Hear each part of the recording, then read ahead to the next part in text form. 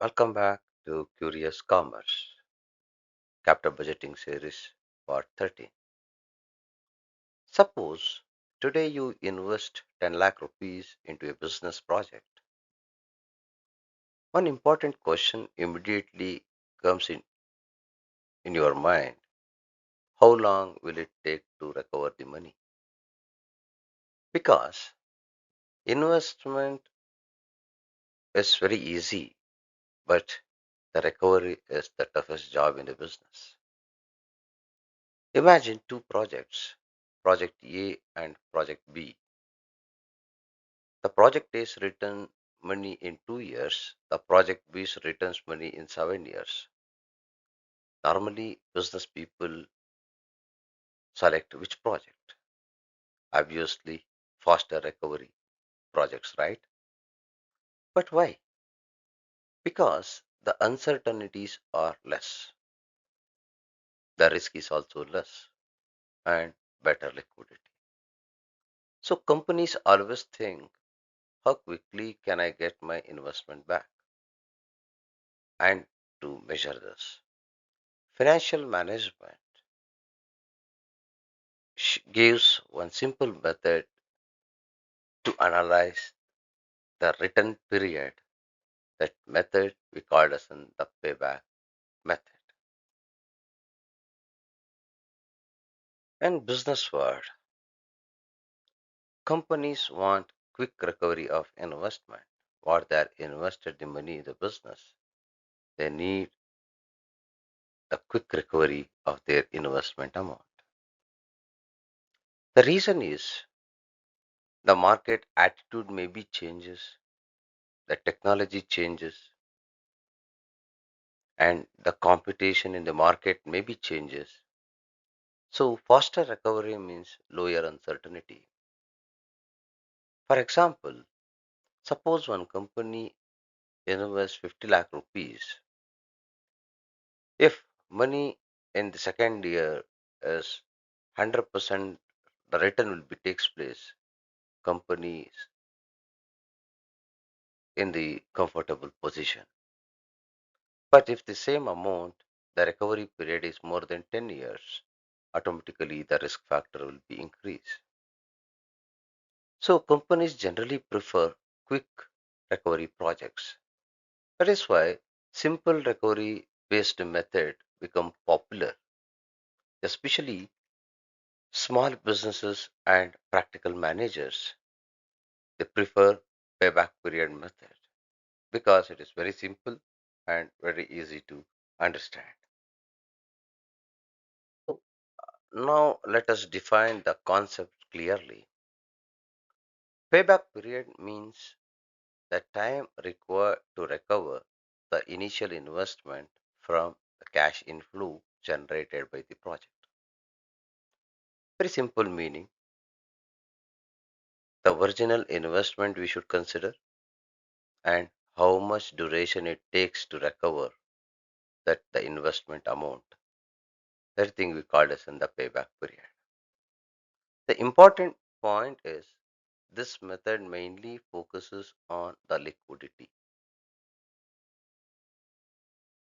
It means how fast money returns.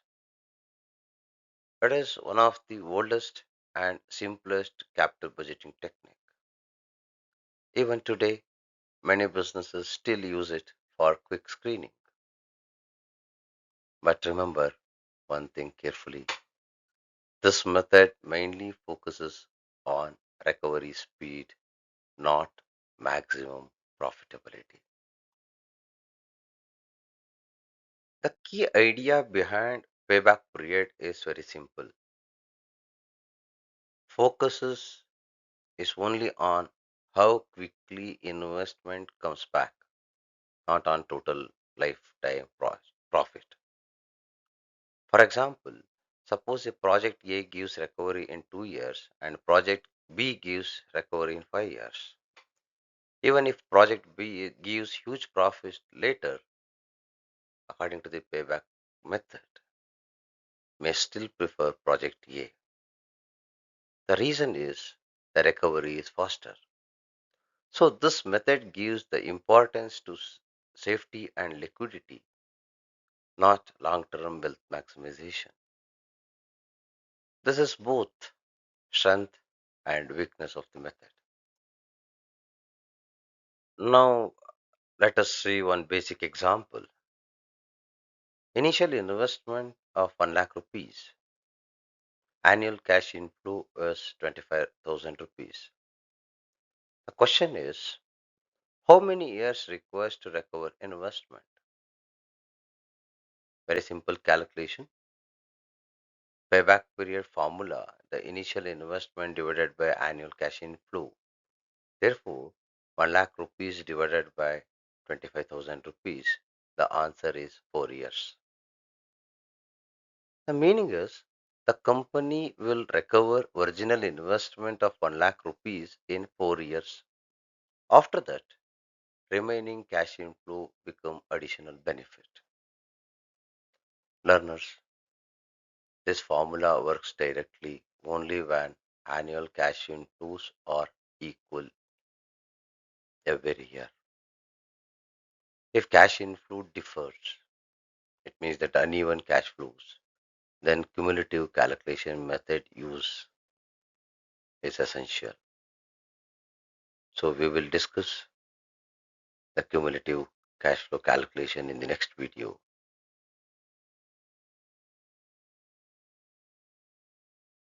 Now the question is how companies take decisions using payback period. Very simple rule. Shorter payback period, it means that it is the better project because the money return quickly, automatically risk reduces, and the liquidity improves. For example, the project A's payback period is 3 years and project B's payback period is 5 years.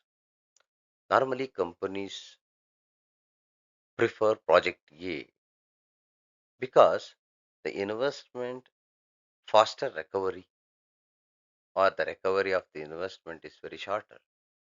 So, in payback period, lower period is preferable. Now, one important practical question, if this method has limitations, why companies still used it? Because it has many practical advantages. The first one is that's very easy to understand. No complicated mathematics. And secondly, is it possible to take the quick decisions on the base of the payback period method? And the manager's fast screening is possible. And the third factor is to analyze the risk factor, the payback period is very useful. The project with long recovery period, generally risky projects. So the practical business world, generally they accept the payback period method for accept and reject the projects. Now let us discuss the limitations of the payback period. This is very important for the exams and the real understanding or the theoretical understanding of the payback period. The first limitation is payback period ignores time value of money. It means that it never consider the value of the money. It just consider the period.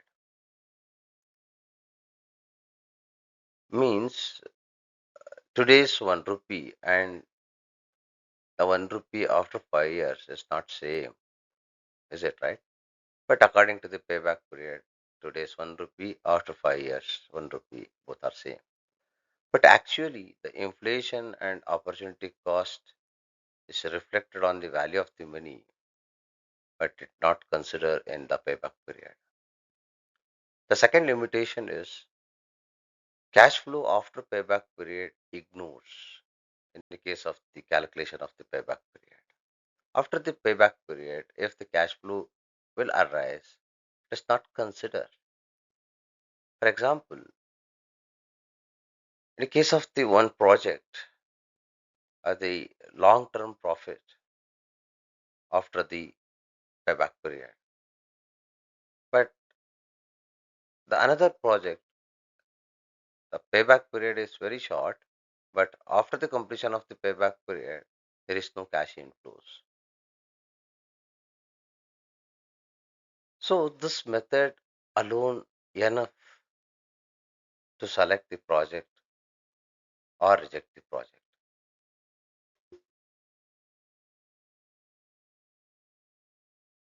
Generally, the managers they prefer the payback period method for the initial screening. For analyze the risky level of the project. After that, the advanced method they are used to select the project with the different capital budgeting techniques like net present value, internal rate of return, profitability index. So the payback period is useful but not complete to take the decisions. Let us quickly summarize that today's discussion. Payback period means time required to recover the initial investment. It main focuses on recovery speed. Shorter payback period is preferable. It is very advantageous because it is very simple to calculate and easy to understand. It is useful for liquidity and risk analysis. And the same way, the limitations of the payback periods are it ignores the time value of money, it ignores later cash flows after the payback period. So it is useful as a basic method, but not complete decision technique. In the next video, we will learn the payback period formula in detail with problem and calculation. So continue learning with Curious Commerce.